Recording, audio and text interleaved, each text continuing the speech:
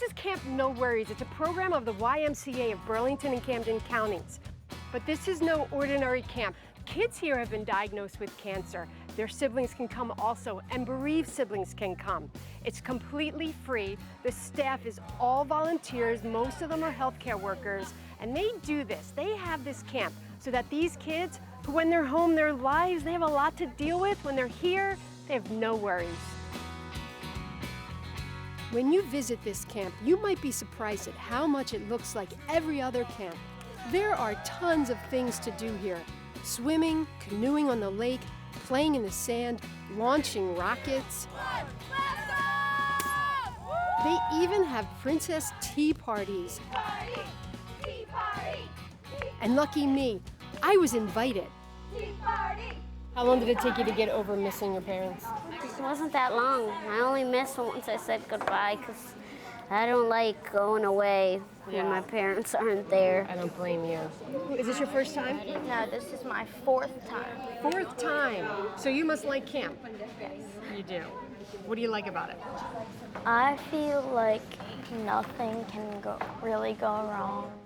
Everywhere you go, you're going to see happy kids who are forgetting about cancer for 1 week. And they can do that because of Casey Hall Massa. This was all her idea, and she spends pretty much all year planning and raising money to make sure this is one fantastic camp. Voting, voting, voting. Tell me the story. How did this all start? 30 years ago, I was diagnosed with a brain tumor.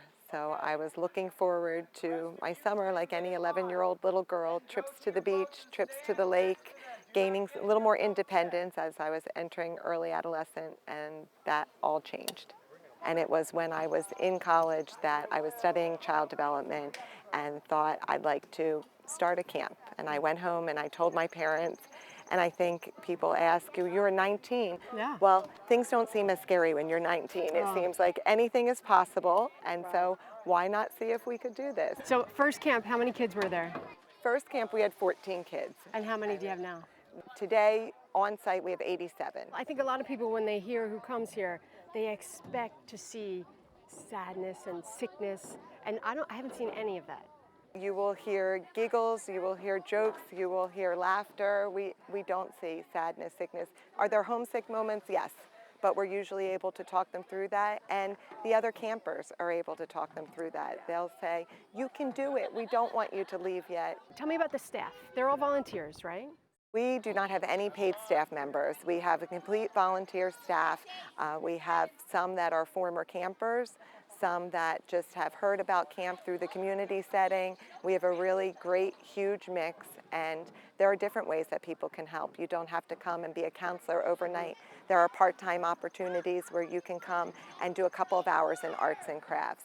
You can help with camp cleanup, and we need all that help to sustain the program. Sure. Do you realize that for you to have started this when you were 19, and now it is this camp that makes so many kids happy, that's remarkable. You're remarkable for doing that. Do you get that? Thank you. It makes me happy because I'm a mother of two now, and I would want something like this for my own children. Two things at this camp do give you a taste of reality. There's a memory tree with the names of campers who passed away in the previous year, and counselors have to make sure kids' health needs are being met. It's great that most of the counselors are former campers, so they've experienced this and can lend an ear if a camper needs someone. But for the most part, camp is about having fun.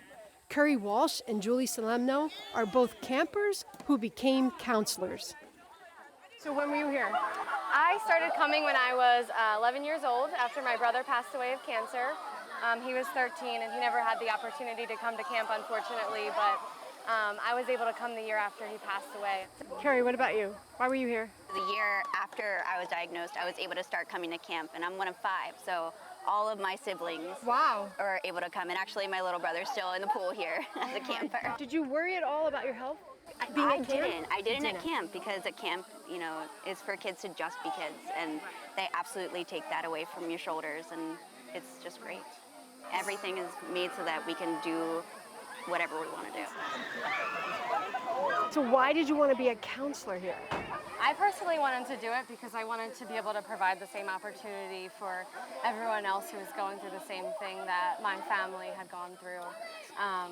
And to be able to give that back to the kids who are still going through it, and to give them a week of no worries, to enjoy their summer and to enjoy just being a kid that they weren't able to do. Do kids come up to you and they want to talk to you? Or is this just all happy time? Sometimes, a lot of times, especially the little ones, they'll say, oh, what did you have? Or did you have leukemia? Or I had leukemia, what are you doing? So for them to be able to look up to us and see like, oh, I can do that someday is really cool. Pretty much everything at Camp No Worries is really cool because kids who could use a break get a great one. And cancer isn't invited.